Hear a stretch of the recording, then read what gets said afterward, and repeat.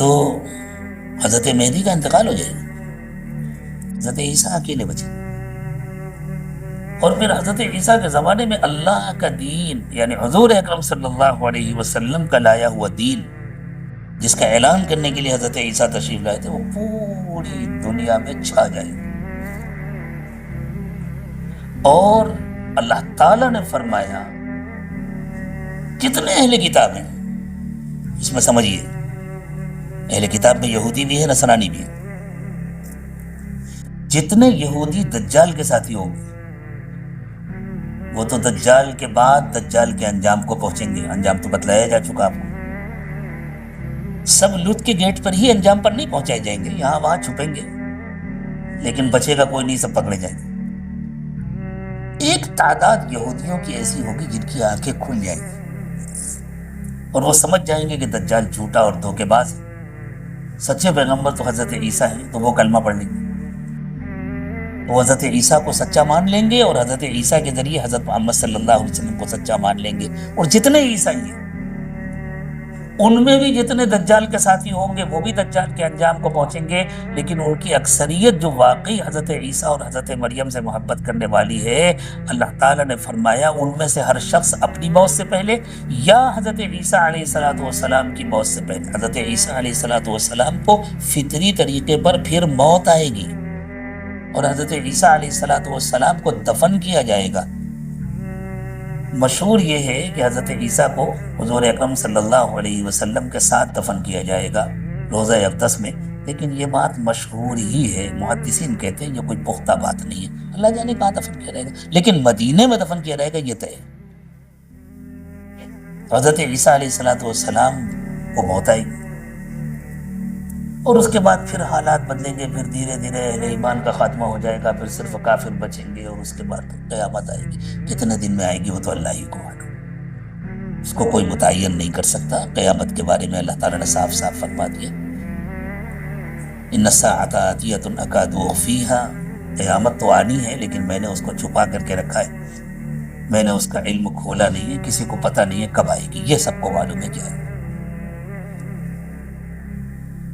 تو حضرت عیسیٰ علیہ السلام کی تشریف آوری کے بعد آپ سے محبت کرنے والے جتنے اہل کتاب ہیں، دجال سے محبت کرنے والے تو دجال کے ساتھ پہنچ جائیں گے، وہیں جہنم کے راستے پر چل پڑیں گے اور پہنچا دیے رہیں گے بڑے آرام سے۔ ایمان والے ان کو دھکا دے کر کے جہنم میں ڈھکیلیں گے، بھیج گے۔ کہ حضرت عیسیٰ علیہ السلام کے انتقال سے پہلے باقی سارے اہل کتاب کلمہ پڑھ لیں گے، آپ کو مان لیں گے، اور اس زمانے میں تو اہل کتاب بہت بے چینی کے ساتھ حضرت عیسیٰ علیہ السلام کا انتظار کر رہے ہیں، بلکہ ان کو یہ سمجھایا گیا ہے کہ جب اسرائیل کا مکمل قبضہ ہو جائے گا فلسطین میں تب حضرت عیسیٰ آئیں گے۔ یہ جو عیسائی یہودیوں کا ساتھ دے رہے ہیں یہ یہودیوں کی محبت میں ساتھ نہیں دے رہی، حضرت عیسیٰ کی محبت میں ساتھ دے رہے ہیں، لیکن یہودیوں نے ان کو غلط پٹی پڑھائی ہوئی۔ اللہ تعالیٰ کی حکمت یہی۔ تو حضرت عیسیٰ علیہ السلام کی تشریف آوری کے بعد اہل کتاب بھی مسلمان بچیں گے، کمیونسٹ لوگ وہ کاہے کو کلمہ پڑھیں، وہ حملہ کریں گے حضرت عیسیٰ پر اور حضرت مہدی پر۔ اس وقت تک حضرت مہدی ہوں گے یا صرف حضرت عیسیٰ ہوں گے؟ تو اللہ کے نبی صلی اللہ علیہ وسلم نے فرمایا کہ حضرت عیسیٰ اپنے ساتھیوں کو لے کر کے ایک پہاڑ کے اوپر چڑھ جائیں گے۔ وہ حضور نے ہو سکتا ہے سمجھانے کے لیے کہا وہ پہاڑ پر چلے جائیں یا کسی سرنگ کے اندر چلے جائیں، جیسے آج کل غزہ میں سرنگیں بنی ہوئی ہیں، ڈھونڈنے والے ڈھونڈ کے تھک گئے، پکڑ نہیں پائے۔ اور یہ اتنی بڑی فوج ہوگی کمیونسٹوں کی جن کے چہرے ڈھالوں کی طرح سپاٹ ہوں گے، جن کی ناک چپٹی ہوگی، جن کی آنکھیں چھوٹی چھوٹی ہوں گی۔ قربان جائیں اللہ کے نبی صلی اللہ علیہ وسلم پر، کتنی تفصیل سے آپ نے سب کچھ بتایا۔ حضرت عیسیٰ ان سے مقابلہ نہیں کر پائیں گے، وہ صرف اپنے ساتھیوں کو بچائیں گے، ان کی حفاظت کریں گے۔ اللہ تعالیٰ ایک وائرس پیدا کریں گے، ایک نمونہ دکھا دیا اللہ تعالیٰ نے کووڈ میں، ایسے ہوگا، ایک وائرس پیدا کریں گے اللہ۔ حضور نے فرمایا کیڑا پیدا ہو، ضروری نہیں کہ وہ کیڑا آنکھوں سے نظر آئے، جیسے کووڈ کا بھی تو کیڑا ہی تھا نا، لیکن آنکھوں سے نظر نہیں آتا تھا، اور اس سے ان کی لاشوں سے میدان بھر جائے گا۔ اتنی لاشیں جب سڑیں گی تو ایسی خطرناک بدبو ہوگی کہ نکلنا مشکل ہوگا، چلنا مشکل ہوگا. اب ان کو کون صاف کرے؟ حضرت عیسیٰ علیہ السلام اپنے ساتھیوں کو لے کر کے پہاڑ سے نیچے کیسے آئے؟